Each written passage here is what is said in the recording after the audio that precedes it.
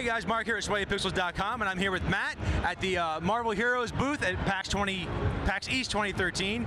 And yeah, Matt, why don't you tell us a little bit about Marvel Heroes, for those of us that don't know what it is? Sure. Marvel Heroes is Marvel's first core MMO. Really, it's kind of a hybrid of everything you would come to expect from an MMO, and then everything you come to expect from a action RPG, like a Diablo style game. So really, it's Marvel meets Diablo, and it's really fun. I mean, you know, it's the first time that fans can kind of jump into the skin of their own hero that they want to on a massive scale and play with a bunch of different people.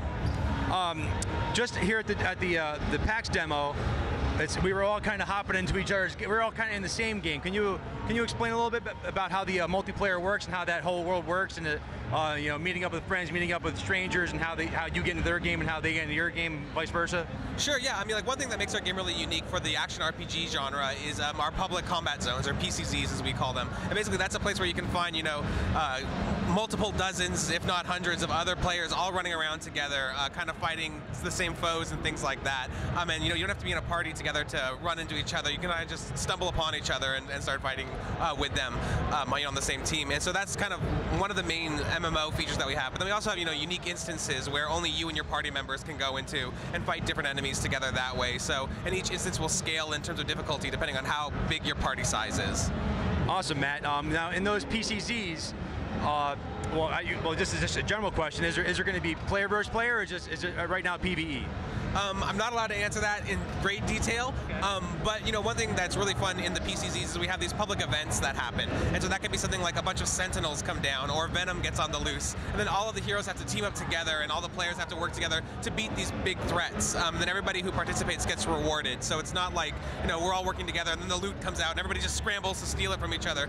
Each piece of loot that drops is for you, and for you alone, so there's no loot ninja-ing, if you will, in our game. Gotcha. So in these, these events like you just talked about, could per se like everyone get a notice that Apocalypse is invading some town, and then 100 people or 200 people come and try to defend the town and stop them, and they're all like basically like a raid boss? Yeah, definitely. I mean, that's pretty much exactly what it is. You know, you'll be running around, and then Professor X will say, okay, there's a Sentinel invasion. Take down the Sentinels. Everybody teams up. They fight all these Sentinels. And then after you beat all of them, the Mega Sentinel comes down. Everybody has to team up and fight the Mega Sentinel, and, you know, make sure he doesn't destroy Mutant Town. That type of a thing. So everybody can team up together to kind of fight these big threats.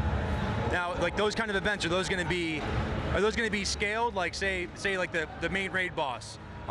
Is he going to be less difficult? There's only 10 people there versus there's 200 people there. Is there like a scaling thing like that based upon how many people actually show up? Like, meaning, like, if only 10 people show up, is it going to be impossible to beat these encounters, or are you going to have the 100, 200 people there? I mean, we really want to balance it for the capacity that the environment can hold, right? So if the environment can hold, say, 20 players at once, then that boss will be tuned and designed for 20 players to fight, that type of a thing. So really, we just want to make sure it's a fun experience for depending on what environment you're in and what characters you're playing as. Okay, let's get into some nuts and bolts here. We know it's a Diablo action RPG-esque kind of game. Can we go over the obviously it's a play for free. So what heroes are we going to start the game with, and what ones are going to be available to us through any kind of a microtransaction? Yeah, I mean, we start off with 5 heroes as your starter heroes: Thing, Scarlet Witch, Daredevil, different characters like that. Then as you progress through the game, you'll be able to unlock different characters through random drops that happen in the game.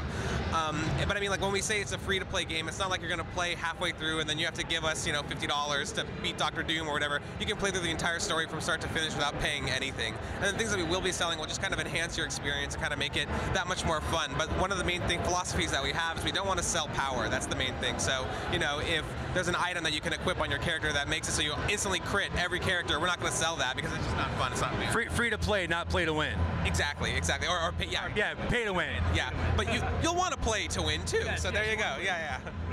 Great. Okay, that's covered. Now, when can we expect this game to be released? And is it coming out 2013, 2014?